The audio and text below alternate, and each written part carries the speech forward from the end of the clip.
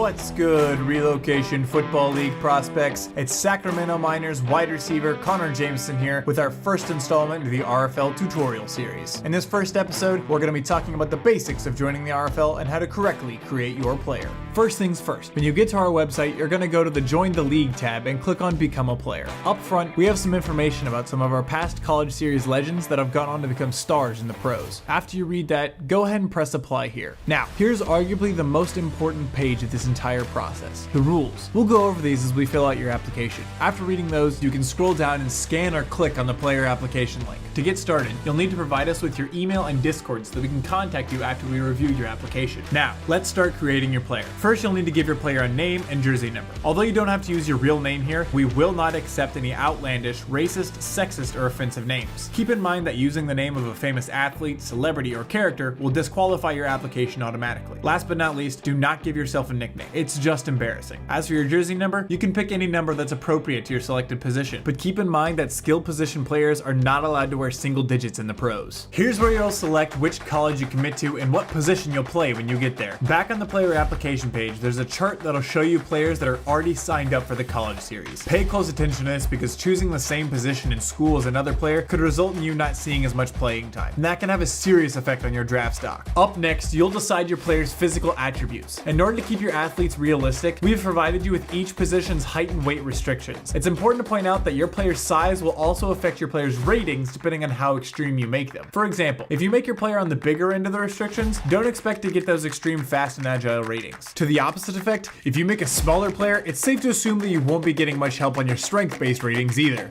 Now it's time to customize your player's appearance and pick out your equipment. First, you'll need to select your skin tone and then specify which face model you want to use. This is what you will look like for the rest of your RFL career, so make sure you do your research. Next, you'll need to tell us what type of equipment you want your player to wear. Tell us specifically what helmet, face mask, gloves, cleats, and any other gear you want your player to have. The more specific you are with brands and colors, the better. Now it's time to pick your playstyle. The ratings you select here will determine your player's archetype and scheme fit. Make sure that you build your player based on how you want him to play instead of just selecting generic and spread out ratings. Coaches in the RFL look for specific types of players that fit their specific team needs and schemes, not just good stats. Also, make sure that your ratings are realistic based on your position. If you try to create a lineman or a linebacker and then give him 95 speed, the front office will just ignore it and give you a more realistic rating. You only get to choose 8 ratings to boost here, so make sure you don't waste them trying to be funny. Once you're done with that, make sure you go back and double check that all of your information is filled out and correct. All submissions are final and you cannot go back and make changes later. If everything looks good, go ahead and press that submit button. Lastly,